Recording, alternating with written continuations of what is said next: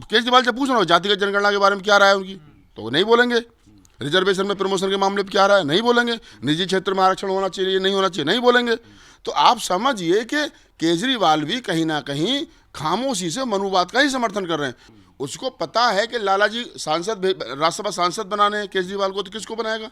आज तक 6 दिल्ली से और 7 पंजाब से 13 राज्यसभा सांसद बने।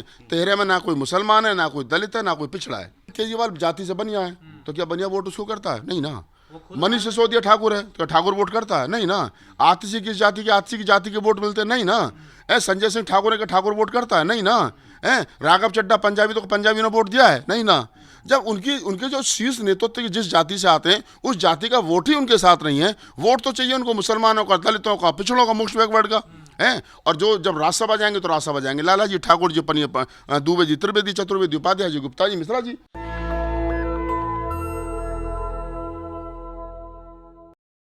आने वाले हैं, क्या लगता है ये हिंदुत्व की जीत है, बहुजन की हार है? क्योंकि मुस्लिम और दलित सीटों पे अधिकतर सीटें जो है आम आदमी पार्टी ने जीती है। 22 में से लगभग 17 सीटें जो है 9 सीटें जो है वो मुस्लिम बहुल इलाकों की है और दलित सीटों में 8 सीटें जो है वो भी आम आदमी पार्टी के पास है। तो कौन जीता है, क्या लग रहा है ये? देखिए, सबसे पहले तो जो चुनाव के परिणाम आए हैं, आपने कहा कि चौंकाने वाले मैं नहीं समझ रहा हूँ। केजरीवाल की जीत केजरीवाल की मूर्खता की जीत है, मूर्खता की हार है। अगर केजरीवाल हारे हैं, आम आदमी पार्टी हारी है, तो केजरीवाल को आगे बढ़ कर के कहना चाहिए कि हम मूर्ख हैं, हम गठबंधन में विश्वास नहीं करते हैं, हमारी अकेलो चलो की नीति हमें लेकर के डूब गई। देखिए, समझिए, जब भारतीय जनता पार्टी अपने अलायंस को, जिनका दिल्ली में कुछ नहीं है, बताइए जेडीयू का क्या है, बताइए रामविलास पासवान का यहाँ क्या है, लेकिन उसके बावजूद भी वो अपने गठबंधन धर्म को निभाते हुए एक सीट जेडीयू को और एक सीट क्या नाम चिराग पासवान की पार्टी को छोड़ देते हैं, एलएनजेपी को। तो आप समझिए कि वो गठबंधन को कितने अच्छे तरीके से निभा रहे हैं। और केजरीवाल चूंकि लाला आदमी है, बढ़िया है, तो वो तोल मोल ज़्यादा करता है। जैसे लोकसभा चुनाव में आपने देखा होगा कि वो कांग्रेस के साथ दिल्ली में तो गठबंधन में लड़ रहे थे, लेकिन पंजाब में जो है वो अलग अलग लड़ रहे थे। मतलब यहाँ तो क्या नाम है, दोस्ती वाला हाथ था, कंधे पे कंधा रख के वोट मांग रहे थे दोनों। राहुल गांधी आम आदमी पार्टी को वोट कर रहे थे और केजरीवाल जो है वो राहुल गांधी को वोट कर रहे थे, कांग्रेस को वोट कर रहे थे, लेकिन पंजाब में अलग अलग एक दूसरे को विरोध कर रहे थे। तो लाला क्या है कि लाला तोल मोल करके भाव करता है। अगर लाला चाहता, केजरीवाल चाहता, तो वो कम से कम कांग्रेस के साथ गठबंधन कर देता। हमें तो पता अंदर की 10 से 12 सीट की डिमांड थी कांग्रेस की कि 10 से 12 हमें छोड़ दो, बाकी तुम लड़ लो। 6.5% वोट कांग्रेस को मिला है साहब, लगभग 6.5 लाख वोट कांग्रेस को मिला है दिल्ली के विधानसभा चुनाव में। अगर यही 6 लाख वोट जो है बीजेपी से हट, मतलब एक तरीके से आम आदमी पार्टी के पक्ष में चला जाता, तो आम आदमी पार्टी को कितना वोट मिला है? 41 लाख। बीजेपी को कितना मिला? 43 लाख। तो 2 लाख का डिफरेंस है। वोट ऑफ परसेंटेज पर आप आ जाइए तो आम आदमी पार्टी को जो है वो लगभग 43.57% वोट मिला है और बीजेपी को जो है 45%, 45.5% वोट मिला है। तो 1.9 का डिफरेंस है जीत और हार में। अगर केजरीवाल जी कांग्रेस के साथ गठबंधन कर लेते तो सरकार बन जाती। पिछले बार जो चुनाव का जो परसेंटेज था तो 55% से ये जो आम आदमी पार्टी के वोटों में गिरावट आई है, बाकी जो वोट कहाँ गए? बाकी वोट बीजेपी के साथ गया ना भाई। आप जब हिस्सेदारी नहीं दोगे, आप एक तरफ, अब देखिए वहाँ तो 2% ही नहीं 2% तो बढ़ रहा है ना। लेकिन मैं कह रहा हूँ अगर केजरीवाल चाहते तो कांग्रेस के साथ गठबंधन करके इसको अपनी जो जीत है उससे सुनिश्चित कर सकते थे। लेकिन केजरीवाल के पास दिक्कत क्या है कि वो भी किसी को हिस्सेदारी देना नहीं चाहते। पीछे अम्बेडकर की और भगत सिंह की फोटो जरूर है, लेकिन इस देश का जो अम्बेडकरवादी समाज है और खासतौर से जो जाटो महार है, जो दुसाध है, जो बाबा साहब को जिसने पढ़ लिया और समझ लिया है, उसको पता है कि हिस्सेदारी क्या है। जब वो समाज मायावती और बसपा को मिट्टी में मिला सकता है तो ये लालाजी किस खेत की मूली है? आप समझिए ना इस चीज को। लालाजी कह रहे हैं कि हम बाबा साहब की फोटो लगाएंगे। रिजर्व सीट पे तो 8 की 8 सीटें वो जीते हैं आम आदमी पार्टी। मुस्लिम बहुत सीट 12 में से 9 सीटें जीते हैं। आप मुझे बताइए कि आप 12 में से 8 जीतो, 4 हार गए। अब 8 आप जीतो वो कितने मार्जिन से जीते हो? गोकलपुर विधानसभा सीट जहां चौधरी सुरेंद्र कुमार जाटव आम आदमी पार्टी के विधायक हैं, जीते हैं 8200 वोट से जीते हैं। जबकि सुरेंद्र कुमार की छवि ऐसी है कि वो 25,000 वोट उनका अपना है, वो कभी भी निर्दलीय लड़े तो 40,000 वोट ले जाएंगे। तो आप समझिए सुरेंद्र के अलावा कोई और होता हुआ तो हार जाता। अगर वीर सिंह दिगान का आप जिक्र कर रहे हो तो वीर सिंह दिगान की अपनी छवि है, हैं। अगर आप कुलदीप की बात करें तो मैं मान सकते हो, चलो कुलदीप 6,000 जो पिछली बार 30,000 वोट से जीता था, वो कुलदीप जो इस बार 6,000 वोट से जीत रहा है। तो आप इस चीज़ को समझिए कि जिन 8 सीटों पर आम आदमी पार्टी जीती है, सीमापुरी पिछली बार 50,000 से जीते थे, इस बार 10,000 से जीत रहे हो आप, और कह रहे हो कि हमने 8 जीत ले, 8 जीती, 40,000 वोट तुम्हारा बीजेपी में शिफ्ट हो गया। आप इसको समझिए। और बीजेपी को ऐसे शिफ्ट नहीं हुआ है वो वोट, उसको पता है कि लालाजी सांसद, राज्यसभा सांसद बनाने हैं केजरीवाल को, तो किसको बनाएगा। आज तक 6 दिल्ली से और 7 पंजाब से 13 राज्यसभा सांसद बने। 13 में ना कोई मुसलमान है, ना कोई दलित है, ना कोई पिछड़ा है। हैं अच्छी अच्छी पोस्टों पर कोई सीटों में जो है 17 सीटें लगभग मुस्लिम और दलित बहुल सीटें हैं ये और भी बढ़ती। अब मुस्तफाबाद का जिक्र कर लीजिए ना, मुस्तफाबाद पर 45% मुस्लिम आबादी है। उसके बाद में मोहन सिंह बिश्नोई चुनाव जीत गए 17,000 वोट से। क्यों? क्योंकि ताहिर हुसैन AIM से लड़ गए, 30,000 वोट वो ले गए, कांग्रेस वाला 17,000 वोट ले गए। तो मुसलमानों ने खुद ही बीजेपी को थाली में सजा करके मुस्तफाबाद सीट दे दी है। तो हिंदुत्व की जीत को सीधे सीधे माना जाएगी। देखिए, हिंदुत्व आप इसको कह सकते हो, लेकिन मैं एक राजनीतिक सोच के आधार पर यह कह सकता हूं कि केजरीवाल का फेलियर है, केजरीवाल का घमंड, केजरीवाल का जो कहीं ना कहीं उनका अहंकार है, उसके चलते ये जीती है। और दूसरा, कांग्रेस और बेहतर कर सकती थी। केजरीवाल के हथियार से ही उनको जो है, उन्हीं के हथियार से उन पे आक्रमण किया गया, फ्री वीज के प्लान से ही उनको हराया गया है। मैं क्या कह रहा हूँ, केजरीवाल 2100 दे रहे थे, बीजेपी 2500 की घोषणा कर दी। और जब वही बात केजरीवाल के पास में कोई सैद्धांतिक राजनीति तो है नहीं। केजरीवाल के पास या फ्री, हमने स्कूल अच्छे कर दिए, हमने ये अच्छा कर दिया। और जब वही धर्म भी मिल रहा है, मंदिर भी सुरक्षित हो रहे हैं हमारे, और मुसलमानों को गाली भी दी जा रही है, और क्या नाम है, फ्री भी बीजेपी को ने घोषणा कर दी, तो फिर बीजेपी में क्या कमी है भाई। जिस पिच पर आम आदमी पार्टी बैटिंग करी थी, उसी पिच पर आकर के बैटिंग जो है वो धर्म के आधार पर, धर्म प्लस फ्री बीजेपी ने कर दी। तो बीजेपी जो है वो ले गई 48 सीटें 27 साल के बाद में। आप इस चीज़ को समझिए कि जो भी हुआ है वो, मैं कह सकता हूं कि उतना संभावनाएं नहीं थी। हम भी सोच रहे थे कि 45 सीट के आसपास आम आदमी पार्टी जीतेगी, और हमें भी ये पता था कि 20 से 25 सीट जो है 20 सीट के आसपास बीजेपी जीतेगी। लेकिन जो अंत में सीटें हारी गई 500, 600, 800, 9,000, इसके लिए केजरीवाल की प्लानिंग खुद जो है, जब उनके बड़े नेता हार गए। जिम्मेदार नहीं मानते हम किस बात के जिम्मेदार हैं? आपने आम आदमी पार्टी के खिलाफ मोर्चा खोला, उसकी कमी बताएं, दलितों के साथ ये कर दिया। हाँ, तो क्या हम अपने लोगों को सचेत ना करें? जब हम बहन जी के खिलाफ लोगों को, बहन जी के की गलत नीतियों के बारे में बोल सकते हैं, जब हम कांग्रेस की गलत नीतियों के बारे में बोल सकते हैं, तो केजरीवाल हमारे रिश्तेदार है। कौन है केजरीवाल भाई? क्यों दुख हो रहा है आपको? हमें क्या दुख हो रहा है? हमें तो 1% भी दुख नहीं है, हमें आधा % भी दुख नहीं है। देखिए, मैं बता रहा हूँ आपको, आपका संविधान कैसे बचेगा? संविधान यही था, यही है और यही रहेगा। तो कांग्रेस को क्यों ले और सुन लो भैया, सुन लो, कांग्रेस की जो दुर्दशा इस चुनाव में हुई है लगातार तीसरी बार, हालांकि उनका वोट ऑफ परसेंटेज बड़ा है, 2% वोट उनका बड़ा है, लेकिन राहुल गांधी और फ्री स्टाइल कुश्ती खेल जाते हैं। आप खुश हैं बीजेपी के जीतने से? नहीं, मैं खुश नहीं हूँ, क्योंकि मेरी विचारधारा मैच नहीं करती है। लेकिन जब क्या नाम है, ये आ गया है भाई, मैंडेट मिल गया उनको, तो इसमें मेरे खुश होने ना खुश होने से कुछ होने वाला तो है नहीं। लेकिन मैं ये कह सकता हूँ कि अगर उनको 45% वोट मिला है बीच भारतीय जनता पार्टी को, तो ये कोई बहुत बड़ी बात नहीं है। अभी 6 महीने पहले लोकसभा चुनाव हुए थे, तब भी उनको 50% से ज़्यादा वोट मिला था। तो ये कोई बहुत बड़ी बात नहीं है कि उनको वोट इतना क्यों मिल गया, वोट उनके पास है ऑलरेडी, तो मिल गया। अब मुझे बता दीजिए, इस देश में पूरा देश देख लो, दिल्ली देख लो, केजरीवाल के पास किसका वोट? अभी केजरीवाल जाति से बनिया है, तो क्या बनिया वोट उसको करता है? नहीं ना। मनीष सिसोदिया ठाकुर है, तो ठाकुर वोट करता है? नहीं ना। आतिशी किस जाति के, आतिशी की जाति के वोट मिलते हैं? नहीं ना। संजय सिंह ठाकुर है कि ठाकुर वोट करता है? नहीं ना। राघव चड्ढा पंजाबी, तो पंजाबी ने वोट दिया है? नहीं ना।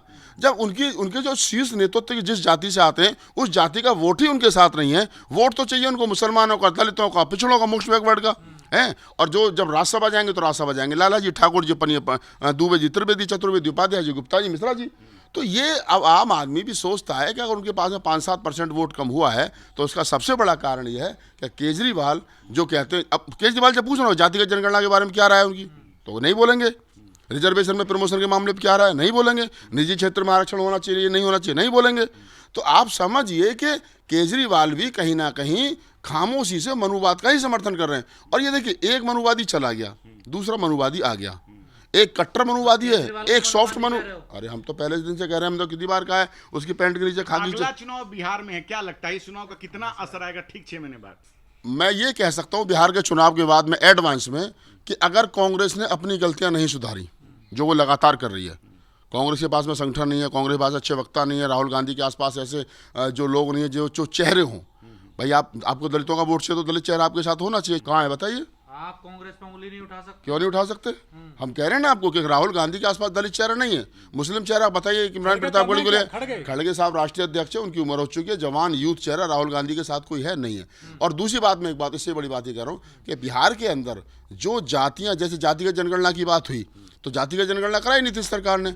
उन जातिगत जनगणना के आधार पर जो सर्वे हुआ है, क्या राहुल गांधी ये कहेंगे कि जब हमारी सरकार बनेगी, जेडीयू की सरकार या आपके गठबंधन की सरकार बनेगी, इंडिया गठबंधन की सरकार बनेगी, तो क्या राहुल गांधी उन आंकड़ों के आधार पर हिस्सेदारी सुनिश्चित करेंगे? क्या राहुल गांधी ये बताएंगे कि जो बीजेपी ने संस्थान बेच दिए हैं क्या उनको वो वापस लाएंगे? क्या फ्री शिक्षा जो कांग्रेस के ज़माने में मिलती थी, क्या इस पर वो कहेंगे हमारी सरकार आएगी तो फ्री शिक्षा करेंगे? या जो सरकारी स्कूल हैं उनको जो ख़त्म किए जा रहे हैं उनको पहले की तरह करेंगे, उनको बेहतर करेंगे? या जो निजी हाथों में शिक्षा सौंप दी गई है उन निजी हाथों से किस शिक्षा को कंट्रोल किया जाएगा? ये बेसिक सवाल नहीं, बेसिक मन से बोलने से काम नहीं चलेगा, उसको अपने एजेंडे में डालना पड़ेगा, मैनिफेस्टो में डालना पड़ेगा। नागपाल जी, एक सवाल है कि पिछले 4-5 महीने से लगातार चुनाव प्रचार आम आदमी पार्टी कर रही थी, लेकिन राहुल गांधी का एक हफ्ता चुनाव प्रचार उनके ऊपर भारी पड़ गया। देखिए, मैं ये कह सकता हूँ कि राहुल गांधी अगर 10 दिन पहले और एक्टिव हो जाते, देखिए मुझे पता है कि अंदर से राहुल गांधी के ऊपर ये दबाव था कि आप ज़्यादा प्रचार मत करो, बीजेपी सरकार बन जाएगी, हैं, लेकिन वो तो बननी थी, वो तो बन गई फिर भी। लेकिन राहुल गांधी अगर और प्रचार कर जाते तो कम से कम कांग्रेस और मजबूत हो जाती, कांग्रेस 10% के आसपास आ जाती। इंडिया गठबंधन का दबाव तो हमें तो सब अंदर तक का पता है। इंडिया गठबंधन के जो बड़े नेता थे, जो अखिलेश यादव हैं, जो आम आदमी पार्टी के लिए वोट मांग रहे थे, अन्य क्या नाम है जो कैराना की सांसद हैं, वो आकर के यहाँ वोट मांग रही थी। तो ऐसा नहीं है कि केजरीवाल की सरकार बनाने के लिए बहुत सारे लोग आ रहे थे सामने इंडिया गठबंधन के, लेकिन दूसरी तरफ कांग्रेस चुनाव भी लड़ रही थी। तो कांग्रेस चुनाव लड़ रही थी तो राहुल गांधी के ऊपर भी दबाव था। अब देखो, भारत जोड़ो न्याय यात्रा दिल्ली में शुरू होनी थी, बाद में उसको ठंडे बस्ते में डाल दिया गया, देवेंद्र यादव के हाथ में सौंप दिया गया, आप करिए उसको। तो ऐसा नहीं है, आप इस चीज़ को समझिए कि राहुल गांधी, मैं कह रहा हूँ, उनको थोड़ा सा उग्र होना चाहिए था, थोड़ा सा रोड पर और उतरना चाहिए था, और सभाएं करनी चाहिए थी, और होना चाहिए था, तो होता रिजल्ट और बेहतर होता, कांग्रेस और मजबूत होता। बीमार तो सारी दुनिया, हम खुद बीमार, हमारा गला खराब है, हम लोग जो कर सकते थे हमने वो किया है। तो ऐसा नहीं है कि मतलब बहुत सारी चीज़ें हमारे हाथ में है, लेकिन हम जो कर सकते हैं इस देश के जो जमहूरियत है उसको बचाने के लिए, लोकतांत्रिक ढांचे को बचाने के लिए। आबादी का एक जो बहुत बड़ा वोट है वो भाजपा के साथ है। देखिए, आप ये समझ लीजिए, मैं आपको बता दूं, जो बहुजन तो छोड़िए, फिलहाल दलित पर बात कर लेते हैं। उत्तर प्रदेश की, मतलब पूरे देश की भांति दिल्ली में भी लगभग 22.5% 23% दलित है। उस 22.5% दलित में से लगभग 10% जाटव और 12.5% अन्य जातियाँ, 6% के आसपास वाल्मीकि है, फिर कुछ और जातियाँ हैं। वाल्मीकि इस बार एक तरफा बीजेपी में गया, ये सबको पता है। खट्टी की एक तरफा गया है, कोली की तरफा, जो शेड्यूल कास्ट की अन्य जातियाँ में एक तरफा गई हैं। 4 जाटव है, उनमें से लगभग 2 से 2.5% बीजेपी के साथ गया है, 8 से 7% अभी भी वो जो है लगभग आम आदमी पार्टी के साथ गया है, ये सर्वे है। और दूसरी बात है कि मैं बता दूं वो क्यों गया है, क्योंकि जो जाटव है वो बाबा साहब को समझता है, उनकी राजनीति को समझता है, तो वो किसी भी हाल में बीजेपी को वोट नहीं कर सकता। नहीं, खुश तो हम पहले भी, हम खुश तो मैं, मेरा कहने का मतलब ये है कि जिस प्रकार से आप इन चीज़ों को समझिए कि जो हुआ है, ये समीकरण हुए, भाजपा समावेशी राजनीति कर रही है, तभी सभी मतलब जो है वाल्मीकि, खट्टे, सब लोग उनको वोट कर रहे हैं। देखिए, बीजेपी ने पहली बार जाटव प्रत्याशियों पर दाव लगाया है।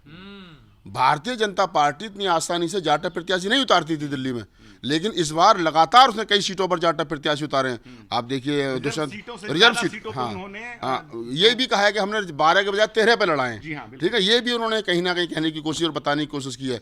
और जैसे आप देखिए कि दुष्यंत गौतम को लड़ा दिया जाटव, आप परवीन निमेश को गोकरपुर लड़ा दिया जाटव, राजकुमार आनंद को लड़ा दिया जाटव, प्रियंका गौतम को लड़ा दिया जाटव, और ऐसी तमाम वो सीटें, सीमापुरी पे क्या नाम है, कुमारी रिंकू को लड़ा दिया जाटव। तो 12 में से 8 सीट पर जाटव लड़ाए उन्होंने पहली बार। और गोकलपुर विधानसभा सीट पर परवीन निमेश पहली बार मतलब जब विधानसभा बनी थी, जब चौधरी फतेह सिंह लड़े थे, जाटव थे, अब 23-27 साल के बाद में जाटव उन्होंने लड़ाया। कि उनको लग रहा है कि सबका साथ सबका विकास कर रही है। देखिए, वो मैं ये नहीं कह रहा हूँ कि विकास कर रही है नहीं कर रही, लेकिन वो जाति के आधार पर गोटियां सेट करना जानती है बीजेपी। किस प्रकार के किसको कितनी हिस्सेदारी देनी है, वो चाहे दिखावे में ही हो, कागजों में हो, लेकिन करती। जैसे मैंने कहा ना कि जेडीयू को भी एक सीट दे दी, चिराग पासवान को भी एक सीट दे दी, जब उनका कोई वजूद नहीं है दिल्ली में, लेकिन उन्होंने गठबंधन धर्म निभाया। और केजरीवाल जी क्या कर रहे हैं कि दिल्ली में तो कांग्रेस के साथ गठबंधन में, लोकसभा में, और पंजाब में आर पार की लड़ाई है। शीश महल और यमुना नदी का जो एक इमेज डेंट लगा, इससे भी शीश महल वगैरह मैं नहीं समझता उससे कुछ डेंट वेंट पड़ा है। सीधी सी बात ये थी कि एक तो हिंदुत्व की राजधानी, ऊपर से महाकुंभ चल रहा है, ऊपर से लोग धर्म में अंधे हैं, उसकी भी थी। और तीसरी बात यह है कि जो उनका सॉफ्ट हिंदुत्व केजरीवाल का और मोदी का मतलब एक तरह से हार्ड हिंदुत्व। तो उन्होंने तो कहा कि हिंदुत्व इधर भी है उधर भी है। मुसलमानों ने तो एक तरफा वोट दिया, उसमें तो कोई डाउट है नहीं। एक सीट अगर मुस्तफाबाद को छोड़ दिया जाए, क्या मुस्तफाबाद अकेली 5 सीट है? फरवरी को गंगा नहाने भी गए हुए थे हाँ, महाकुंभ में। महाकुंभ में तो बहुत सारी चीज़ें हैं। केजरीवाल भी कोई दूध के धुले नहीं है। केजरीवाल का ये हाल जो हुआ है कि वो अपनी सीट पे पिछली बार से 25,000 कम वोट पड़ा है उनको। नई दिल्ली पर वो 4,000 से हार गए, पिछली बार 21,000 से जीते थे। तो आप समझिए कि उनका 25,000 वोट कहाँ चला गया। कुछ लोग कह रहे हैं कि पंजाब के सीएम बन सकते हैं केजरीवाल, अब हटाएंगे अब भगवंत कल मान को क्या होगा क्या नहीं होगा तो भविष्य के गर्म में बहुत सारी चीज़ें। मेरी चाची के मुँह से होंगी तो वो CM चाचा बनेंगे, होगी तो जेल पहले जेल भी जा सकते हैं ना। वो तो केजरीवाल साहब ने खुद कहा था कि अगर मुझे जेल जाना बेहतर तो बीजेपी को वोट दे देना, और मुझे जेल से बाहर रखना चाहते तो मुझे दे दो। लोगों ने बीजेपी को दे दो। नेशनल दस्तक की आपसे गुजारिश है कि अगर इसको बचाना चाहते हैं तो नेशनल दस्तक को सब्सक्राइब करने के लिए रेड कलर के सब्सक्राइब बटन को दबाएं, फिर बेल आइकन की घंटी दबाएं। नेशनल दस्तक को बचाने के लिए बहुत जरूरी है कि हर खबर को शेयर करें, लाइक करें, कमेंट जरूर करें।